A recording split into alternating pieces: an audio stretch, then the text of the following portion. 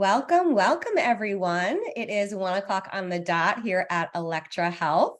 I am super excited for today's expert event with our special guest, who I'll introduce in a moment. For those of you who have yet to meet me, my name is Giannelli. I am Elektra's founding nurse practitioner and a nationally certified menopause specialist. Today's event, I'm excited for. I know many of you are as well. It's going to focus on weight management during perimenopause and menopause. So a hot topic, to say the least, and definitely something that our members have been asking us for. So we're really excited to be bringing that to you today. Just for, sort of like ground rules, this is a safe space. Obviously, we'll save some time at the end for Q&A. Will be about 30 minutes in totality. So if you have questions, you can definitely write them down or throw them in the chat, and we'll get to them at the end. I'm so excited and thrilled to welcome our special guest, Lisa Luehman. She is a family nurse practitioner in women's health, working in both Connecticut and New York, much like myself. But she has found a sort of a niche within a niche in women's health and in the area of weight management. And so she coaches women, she, prescribes, she treats, and she really helps women to feel their best throughout the lifespan. But in today's discussion, we're really going to be focusing on weight management during the menopause transition. So welcome, Lisa. It's such a pleasure to have you here. Oh, thank you for having me, Jackie. Oh, it's my pleasure. So with all that said, I think we can just jump right in, because truly, like I mentioned in the intro, this is a topic that really, women are having, we were talking a little bit beforehand, but there's so much information out, in the world for women to consume around weight management. And it can be really, really confusing because, as we know, hormones are more than just estrogen, right? Hormones are actually insulin and cortisol, and all of these things sort of coalesce together during the menopause transition to create this perfect storm of weight gain. So with that said, can you talk to us a little bit about why we gain weight during the menopause transition, what hormonal connections exist, like insulin, and just talk us through sort of like what the heck is actually going on? Sure. So in kind of perimenopause and menopause, which they say we can kind of be in for the better part of 8 to 10 years now at this point. So this is where women oftentimes feel like they gain weight overnight. We end up in this estrogen dominance pattern. We don't have that progesterone that comes in that second phase, typically of the cycle. We start skipping cycles. So we have this estrogen dominance, and there's insulin resistance that comes along with it. So insulin and cortisol are the two biggest hormones that cause you to hold on to weight. Estrogen, in addition to the insulin, is just fat promoting. So in combination with those two hormones, well, technically three hormones with the estrogen, insulin, and the cortisol, we see an influx of oftentimes fat mass. So in combination, so also with after the age of 30, we tend to lose 8% of our muscle mass per decade, believe it or not. So 8%. So just kind of that fluctuation over those 20 years, this is where we see, a huge change in body dynamics. Yeah. So, hormones fluctuating, insulin not working as well, as estrogen is fluctuating up and down and all over the place. Cortisol kind of pumping through, more robustly than before, because our body's trying to compensate for these fluctuations. Year over year, loss of muscle mass, metabolically active tissue muscle mass is. And so we've talked a lot about it, but maintaining muscle mass is one good way. We'll get to that.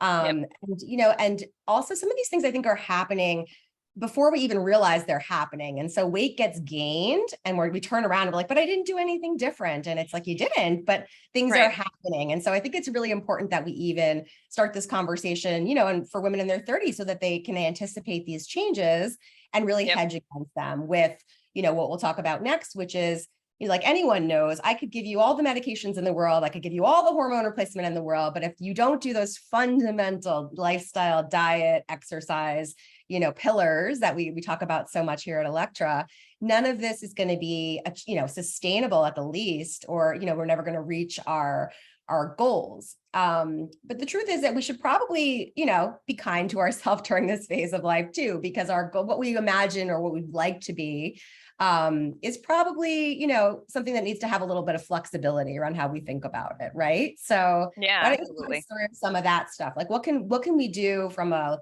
lifestyle and behavioral perspective, and how should we be thinking about weight gain during this phase? So kind of one of the first things that we talk about, we have our women when they're coming in for their first visit, they fill out a, kind of 18 to 20 page packet of information. So just going over what's a typical day like in terms of lifestyle. What do you have in your coffee? What do you have for breakfast? What time are you eating? What medications are you taking? What's your past medical history? All those things kind of tie in and can add to kind of things that we would otherwise address. Our nutrition made easy, kind of where we start to focus on with people is really getting 3 meals a day, trying to skip any snacks. Most people snack more out of habit than out of necessity. So 3 meals a day, really focusing on having a good protein, having a little bit of non-starchy vegetable, so a small amount of fat, and really come to the carbohydrates last. So one of our big takeaway is carbs late in the day, late on the plate. So late in the day, there had been a study of people that started off high carbohydrate based, and those people eat as much as 80% more throughout the day than if somebody's starting off higher protein based. So we know that carbs keep you full for only 45 minutes to an hour. Proteins, fibers, more towards a 2 to 3 hour range. You get in a little bit of healthy fat, so more towards Mediterranean, nuts, seeds, avocado, olive oils. All of those good healthy fats, they keep you full, so they give you a little bit more longevity. So we would usually give people handfuls, and we go based on hands because you always have your hands with you. You don't always have something to measure with or have a scale. So we literally tell people 2 handfuls of non-starchy vegetables, just a palm-sized piece of protein, a thumb-full size of fat, not a huge amount. So we're not, pushing people towards keto. We really want more towards Mediterranean and the healthy fats. And then we do a fistful size of carbohydrates. That ends up being half a cup to a cup. The late on the plate, so late in the day, late on the plate, the order in which you're eating food matters. Having that carbohydrate first is going to increase your insulin. It's going to increase your glucose. We're trying to help keep that at a nice, normal, even keel. So this way your body can put out hormones adequately. If your insulin's out of control, it's not going to let your ovaries do things appropriately either. And that can exacerbate some of those perimenopausal and menopausal symptoms that you experience. Some of our other big takeaways that we have, we'll sometimes use intermittent fasting. So, starting, maybe 10 o'clock, maybe noon, finishing by 7 or 8 o'clock. A longer fast can help with some insulin resistance. If you can keep the window really to an 8-hour window, so 16-hour fast, we're generally seeing more weight loss associated with that. But we ask our patients to try to at least do 12 hours overnight. So finish eating by 7, pick up eating again at 7. We also really encourage people, really don't snack or have anything within 3 hours of bedtime. If your body is busy burning what you just ate, it wants to hold on to that at nighttime. And we know that nighttime is a really big fat burning state. So curtailing within 3 hours, that's oftentimes when people have their wine, they go out to eat. Part of the culture, certainly, East Coast, eating later at night, it's one of the most detrimental things that you can do. So 3 meals a day, finish eating by 7. Ideally, you get into bed by 10 o'clock. You get more restful sleep before midnight. People that are going to bed after midnight, after 1 o'clock, they aren't metabolizing their first meals of the day as well. So those are probably some of the biggest things that we encourage people to do. If you do need a snack, try to focus on having a good protein. A lot of people like to add fruit to their diet. Fruit's still a sugar. So it still isn't metabolized as well as some other things. It's still going to raise your glucose. It's still going to raise your insulin. Always have a friend with your carbohydrate. So make sure it's a protein. It can be a handful of nuts. It can be a cheese stick. Maybe it's yogurt. Just make sure you're getting adequate protein. Lisa, do you have a hard and fast rule for like how much protein a perimenopausal or menopausal woman really should aim for per day? And what do you think about like protein powders and things like adding in like supplements like that? Sure. So protein, we try to get people somewhere, 60 to 70 grams of protein per day, certainly not in excess of 100 plus grams. A lot of the protein powders, I try to target towards find something, one that's palatable to you, one that you like, one that's not high in sugar. So sugar is hidden under 60 plus different names. You're looking for things that are sweetened with monk fruit and stevia rather than any of the sucralose, aspartames, any of that. It still raises your blood sugar levels. And we know that that's also causing insulin resistance. So if you can, get rid of those things in the diet, get rid of those things in your coffee. Coffee is one of the biggest culprits. In terms of the protein powders, trying to focus on, probably 20-ish grams of protein per day, or protein per serving. Some of the premier protein powders, some of them, Owen has ones that are 30 or 35. I almost feel like that's too much for females to get. And I oftentimes find that people will plateau when they're at that high level of protein. So really trying to get somewhere between 15 to 20 grams per serving is really what you're looking for. That's great.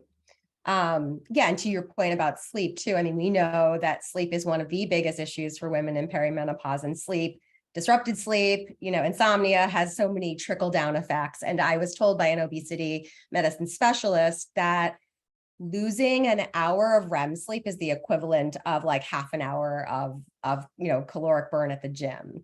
So really maintain the quality of the sleep that we're getting, and not just the quantity, really does equate to our ability to burn calories and maintain our metabolic rate. So I think if we can do all we can with our diet too, like you mentioned, holding kind of like that 3-hour window before bedtime to really prioritize our sleep, if we want to think about it that way, will help with circadian rhythm, right? It's going to help prevent those cortisol spikes in the middle of the night and make sure cortisol is rising in the morning and staying, even and low throughout the night. That's how our adrenals are meant to function. And so we have to support these systems that exist in our body, in a myriad of ways. And I think diet, and exercise certainly are fundamental to that for sure. So those are all really awesome tidbits. I love, how specific you are about this stuff. And I think, it's going to be really helpful. But so when we think about, okay, so everybody's doing these things you're saying, and, your patients are coming to you and they're like, but Lisa, I still can't lose the weight.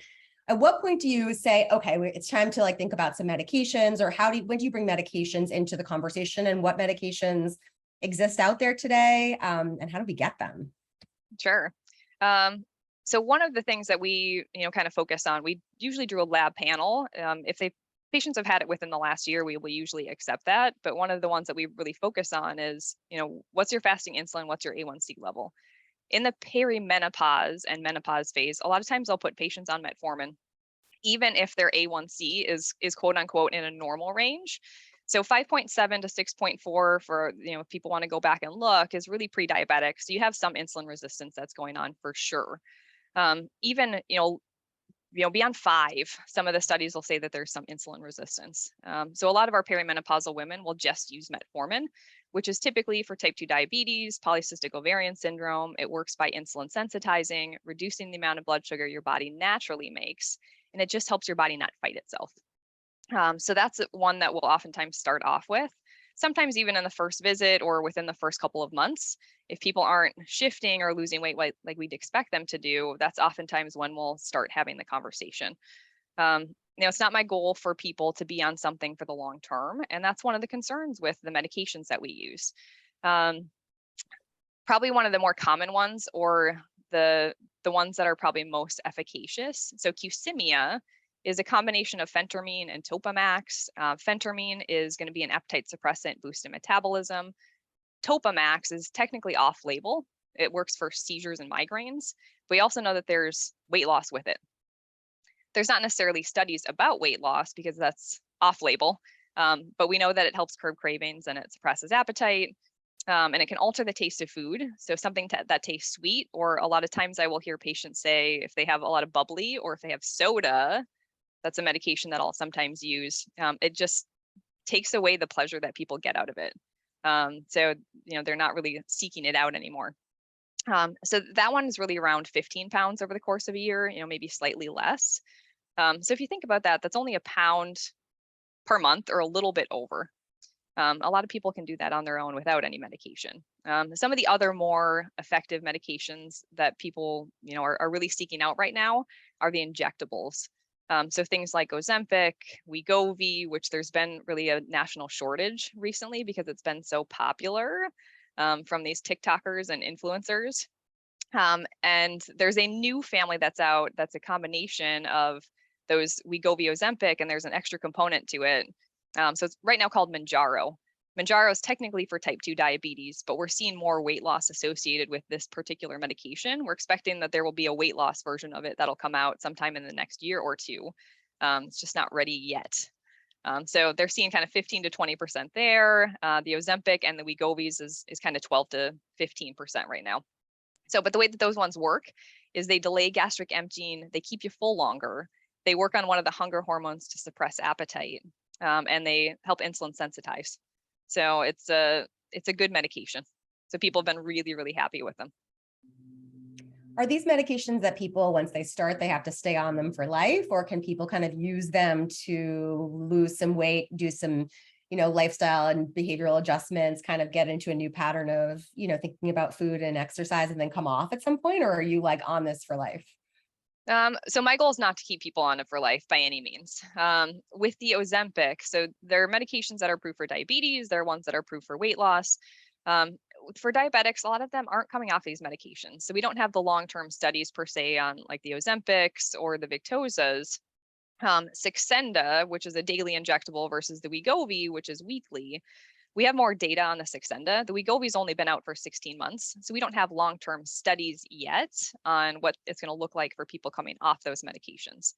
Saxenda, it's somewhere in the realm of like a little over 50%, 55% that keep the weight off after 3 years. So, even 5 to 10% weight loss, a little bit, really goes a long ways for people. Just in terms of reducing their risk for cardiovascular disease, diabetes. We want people to get to their goal, but we also want them to keep in mind that they're getting healthier on the way as low. So at what point do you consider those medications, versus metformin? Like, is there a BMI cutoff that you use, or is it really just about getting a person to their ideal body weight? How do you think about that? So typically, Obesity Medicine Society, we're not supposed to use the medications that are specific for weight loss until somebody gets to, the realm of a BMI of 27 with some types of comorbidities. So whether that be high cholesterol, hypertension, sometimes we'll use hormone imbalances. Whereas the medications BMI of 30, you don't have to have any comorbidities, is what really classifies you for the obesity specific meds. Something like a metformin, the Topamax, Wellbutrin's another one that we'll sometimes use off-label. That's an antidepressant. We find that suppresses appetite, can help curb cravings. Again, not data that's on it, but those ones we'll sometimes use with a BMI of over 25. There is another one that's called Plenity. It's really meant to be like, it's a gelatin that expands in your stomach. You drink it with 16 ounces of water, about half hour before you have lunch and dinner. It's like eating 2 cucumbers at the beginning of a meal. So if you can just kind of expect that, just kind of causes a little bit of bloating, but you just can't physically put in as much. So that one is also approved for a BMI of 25. Right. That's interesting. I mean, so I guess a question would be, because I know you mentioned that there's a lot of TikTok influencers out there and people who are doing this. And so I know there's a lot of people compounding these medications. So how does somebody find a provider like yourself who is going to help them lose weight in the context of perimenopause versus just like a weight loss specialist? Like, how does somebody go about vetting a specialist who's going to work with them the way that you work with your patients? Well, first I want to say, do not take the compounded injectable medications because they are not thought to be safe. So please don't go and try to find those types of medications. Please make sure that they're safely prescribed for you, because there is potential for really harmful side effects. So that's first and foremost. In terms of finding a provider, so we work within kind of a greater system that people know that we're here. So you're looking really for an obesity medicine specialist, somebody that specializes in weight loss. I'd call ahead of time and just say, hey, do you work with women specifically in perimenopause and menopause? Do you have people that are really experienced with those types of things? I'd really look for somebody that works in weight management specifically. So ask your local doctors if they have anybody. There are lots of places within, Westchester that we know of that are obesity medicine specific, but not specific to women's focused weight loss. So I think that's where we're maybe a little bit more of a fine niche. Yeah, you're like a diamond in the rough for sure. Yeah, I mean, I think that, this is all really important too. And I think that sometimes women also expect that hormone replacement therapy is going to potentially help them to lose weight. But the truth is that that's actually not true. There's no evidence to say that. We know that hormone replacement therapy can prevent potentially more weight gain and can help with, preventing diabetes in the right patients, but it's not going to work as a weight loss, Right. substitute. So I did want to mention that as well. And I also think exercise, we should be thinking about exercise a little bit differently too, in that exercise really is not, we've so many decades we spent thinking about exercise as a way to get skinny, right? And that the truth is that exercise is about not that really. It's actually just about getting those endorphins into your brain, helping you to, really set your circadian rhythm, helping to put on muscle mass, which burns more fat, which does help maintain body composition. Sure. But, I think so shifting that thinking, right? That like, it's really much more about the food you're eating, the timing of the food you're eating, the quality of the food you're eating a diverse diet, right? Full of lots of different plant-based, like you said, Mediterranean diet, being, not just eating processed foods, because we know processed foods are inflammatory, and an inflammatory diet is a setup in perimenopause when you're already inflamed, right? And so Yeah. I think these are some of the myths that we have to bust that are, still hanging around from the 80s and 90s, unfortunately. So is there anything that I didn't, before we get to Q&A, is there anything I didn't ask that you think is important for folks on this call and for those who are listening to the recording to know? So I guess on top of that processed comment that you made, one of the other things that we will definitely tell people, stay around the perimeter of the grocery store. So those central aisles don't have a lot of food anymore. Try to go towards grass-fed, farm-raised products as best you can. Those can also lead to inflammation in the diet and in the gut, which that can also elevate your cortisol levels and, help prevent you from really losing weight. Just to kind of piggyback too on your comment on the hormone replacement therapy, we know that hormones can be weight positive. So a lot of patients come in asking about potential hormone replacement, and we have that discussion of insulin sensitization. And if we can adjust your diet, carbs late in the day, late on the plate, we can more effectively get those hormones out. Sometimes we'll also use things like Amberin, which is essentially an over-the-counter medication that allows these hormones to bind to. They're essentially an adaptogen is what it's called. And they help reduce all these symptoms that you have, from irritability, hot flashing, and it can help with weight gain. There's a couple specific ones. One's purple, that's more perimenopause, if you're not fully in menopause, where you haven't gone a full year without having a period. A lot of times I'll have patients use that as well. That can help with those symptoms of everything that people experience. So that would be another piggyback. And one other thing, so weight comes off in the kitchen, it stays off in the gym. So that's one that I like to tell people as well. It's more important what you're doing in the kitchen. So, keep up with the diet. The exercise is also important. The most effective form of exercise for weight loss is walking. So people are motivated to do it. They're not always motivated to get out to the gym. So, get out walking. If you can add exercise, there's a great book. So Stacy Sims, I don't know if you guys can see this. So Next Level. If you guys don't know of it, you should definitely pick it up, read it. It's fantastic. It all focuses on perimenopause, exercise, getting the most benefit. And her whole mantra is lifting heavy things to really get dynamic change. So she's got a lot of gems in here for everybody. Yeah, she's a definitely an Elektra fave as well. So thank you for bringing that up. And I think, another thing to bring up that we didn't touch on, but is stress management, right? Because this is a very stressful time in a woman's life. She's caring for children. She's got aging parents. Things are, happening at work, and then we're not sleeping. This is just a confluence of so much stress. And so how does stress affect cortisol, which then affects our insulin, right? Can you speak to that a little bit too, and how you counsel your patients? So, trying to look at stress levels in the intake form, we definitely address, who do you live with? Is it just your partner? Is it your kids? Are you living with an extra parent? Have you been through any emotional abuse, physical abuse, any of those types of things, and touching base on those, because we want to treat the whole person and not just, just for weight loss. For patients that have had some of those emotional things, we really want to get them connected with a provider or with a therapist. So there are a couple places either within West Med or, outside of West Med that we'll refer to, because we know that that all ties in, and creating time for yourself, whether it be therapy, whether it be exercise. Women are habitually, um, they're just terrible at taking care of themselves. They put everybody else in front of them, which, that's what we do as women, and you want everybody to be taken care of, but you can't take care of them unless you're taking care of yourself.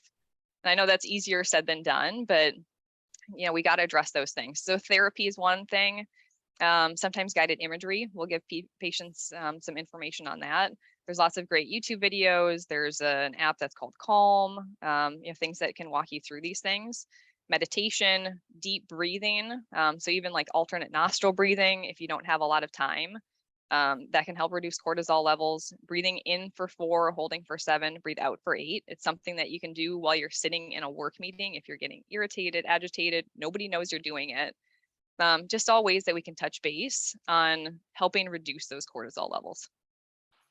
Yeah, it's really good. I mean, I agree. I think that it's like nobody's going to give you permission and say, hey, Lisa, like, why don't you go take 20 minutes to like cook yourself a healthy meal tonight, right? Nobody's going to Right. like actually stop and say that to you. So menopause and perimenopause is an exercise in advocating for yourself and your needs. And you just said it, right? We have to take care of ourselves because if we don't, there are real consequences that maybe didn't show up in our, we were able to get away with it. We can't get away with it in perimenopause. And so diet, exercise, stress management, these are things that are like basic at the bottom of the pyramid, have to exist in order to get to our best version of ourselves. And so I think that's a really important thing to say. Somebody did ask a question. Can you please restate the recommended order of eating what's on your plate? And we'll include notes from this because I know you just dropped a lot of, cool tips and tricks on us. So don't worry about memorizing it all. We will put it in the show notes. But can you, since I think it was really important, the order of things that you should eat on your plate? Yeah. So carbs late in the day, late on the plate. So really you want to focus on good non-starchy vegetables. So salad-based things, broccoli, cauliflower, Brussels sprouts, peppers, onions, cucumbers, something like that with a good protein, a little bit of fat first, come to the carbohydrates last. So whether it be rice, if it's pasta, and if you're going to have those things, try to have it late in the day. So have it with an afternoon or dinner is really when you want to have it. I think that's counter to a lot of what we've been told, right? That you shouldn't have carbs late in the day. Can you speak to a little bit more about why that is, why you're recommending that? So they used to tell us, eat your carbs early because then you'll have time to burn them off. But we know that it increases your hunger hormones, it increases your insulin and your glucose levels. So, and it just stimulates you to look for something else. If you come to the carbs last on the plate, if your body's eating or burning the protein, fiber, fat, that's going to keep you full a little bit longer. The fiber also delays gastric emptying. It doesn't as readily absorb the carbohydrates and absorb the sugar. So it's a simple cheat to still have the things that you love. I tell my patients, don't feel like you have to completely give up things that you love. You're still going to have sweets every now and then, but have them right after a meal. Don't have them by themselves a couple of hours later. Then, typically if you have it after a meal, you're not going to eat as much of it either. No more than 3 bites is all that you need of something, and your body's continually looking for something sweet beyond those 3 bites of something sugary. It's trying to recreate that first 3. So 3 bites of something sweet is all you need. Yeah. I also try, the exercise of sitting down to eat, which I think a lot of us don't do anymore, and not like scrolling through my phone while I'm eating, because I feel like we actually have to if you focus on the food in front of you and how it tastes and like the sensations that are associated with it, it actually helps you to sort of slow down and for you to feel satiated in a way that's different than if you're multitasking while you're eating. And I know that that's, again, easier said than done too, but those are some little things that have been helpful for me for sure. Yeah. It takes your brain 20 minutes to tell you that you're full. So if you can do it course wise, start off with those non-starchy vegetables, something salad based, move into your protein and come to the carbs last. Not a lot of people take the time to do that though. So sit down, have a conversation with your family, plan your meals out. That's another big one. Try to eat the same as your partner. So sit down with them and figure out what they will eat in addition to what you'll eat. We have people saying, my family will not eat the same. My kids don't eat the same. And that only goes so far, because then mostly the women are the primary cooks in the house, and then they're creating multiple meals, and then it's just more work for them. So it only goes so far. And some of that is, trying to find a replacement product for something you love. So maybe the family doesn't feel like they're missing out, but it's a healthier option. Yeah. It is the harder way, but it is good to model, even if your kids won't eat the thing that's there, at least they're seeing you eat it. And the more they see you Right. eat it, at some point they'll try it. Right. Yep. That's always. Yeah, absolutely. Mhm. Well, if there are any other questions, I think, now is a good time to ask them because we are right at 1:30. But, at this point, I think, I just want to thank you for your expertise in this area. I think, you're doing a really amazing thing for women in Westchester and in Connecticut and, now here at Elektra as well. And so I thank you for your time and all these, awesome tips. I think what I loved about it was how actually actionable all of it is, because we all know a lot of this stuff, but it's how do we integrate it into our world, into our everyday. And a lot of what you suggested are things people can do today when they get off this call. So thank you so much. It's a pleasure. If I can throw in one more tip, I would say find an accountability partner. If you're trying to do it on your own, find an accountability partner. If you don't have, a team of doctors or a specialist that you're working with, accountability is really key for people, and knowing, your limits, knowing when you need to check in with somebody, so that way you can kind of stay motivated and be held accountable. Yeah. That's making healthy choices for the long term. Yeah, none of this is an overnight fix, right? It's a work in progress. Elektra guides are, we're here for you as your accountability partners. Everyone on this call knows that as a member of our community. And so feel free to use us, to vent, to be an accountability partner, to learn, to grow. We're here for all of it. So thank you everyone for coming today. The show notes will be available, shortly. And if there are any questions for Lisa that we didn't get to today or that you think of afterwards, go ahead and, reach out to us individually. But other than that, have a great rest of your afternoon. Thanks for having me. Bye. Bye.